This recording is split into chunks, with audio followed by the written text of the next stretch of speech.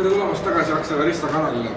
Täna on meil vaatluse all Kia Stinger GT 2021. Täna vaatame, mida on uut, mis on jäetud vanaks, kas on parem, kas seda tasub osta.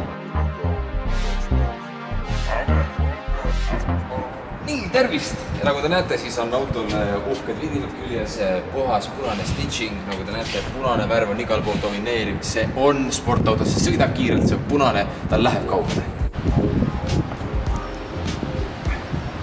Auto on tõsiselt madal, nagu sportautole kohane. Tuli on terves mahus ühendatud, mis ei olnud eelmisel, siis isegi vahekoht oli sees. Ja noh, siit kõik need klassikad.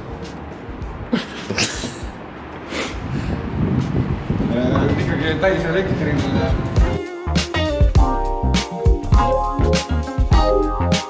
Juurde on pandud ka peened tuled, mis vahetavad erinevaid värve, nagu uutes Mercedestes. Ka on väga uhked värvilised rihmad. Nahk, polsterdus, muidugi ka Harman Kardoni kõlarid, mis siis teevad eriti kvaliteetset heli. Mina ei ole oigu lihtne. Isegi seda varrast ei ole vaja. Auto südameks on siis V6 mootor, mis on 3,3 liitrine 2 turboga.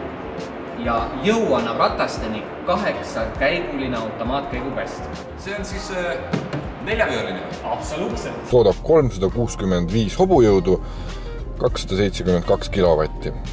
0-100 läheb ta 4,3 sekundiga.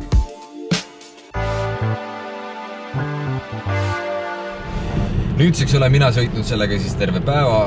Sõiduelamus on olnud küllaltki hea.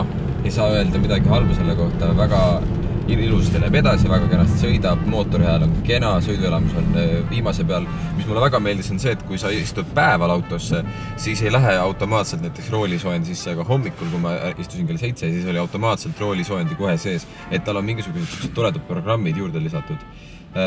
Mis on huvitav on see, et minu endal on 87. aasta Mercedes ja see on Kia aasta 2021, ta on küll sportmudel, aga isegi hetkel linnas sõites komfordi peal, mitte Eco peal ma ei ole sõitnud veel, ma ei oska öelda, on tema keskmine kütusekulu täpselt see sama, mis on 87. aasta diiselimootoril.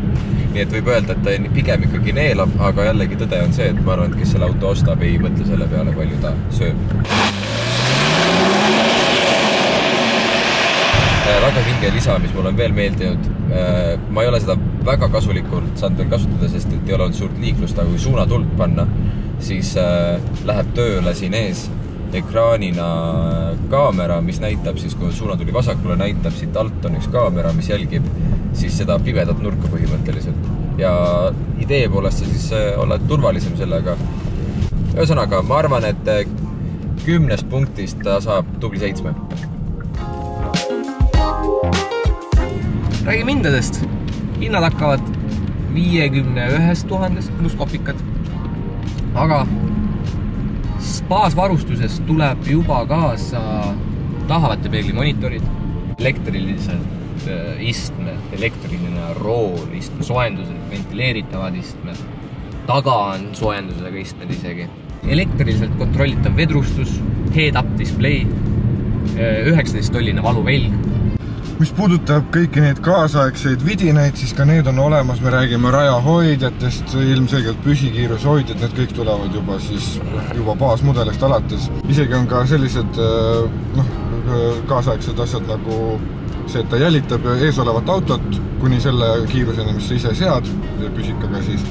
Ja on ka selline asi, mis annab sulle teada, kui sinu ees olev auto on liikuma hakanud, foori tagant näiteks.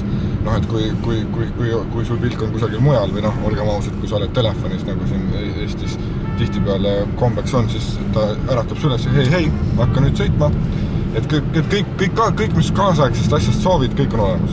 Üks asi, mida peab ütlema, mis on tõesti täppi pandud siin, on auto nimi Stinger, sellepärast, et see on see, mida sa just tunned, et sa saad nõeluda, sa saad süstida auto nimi 5+, ja auto ise 5+.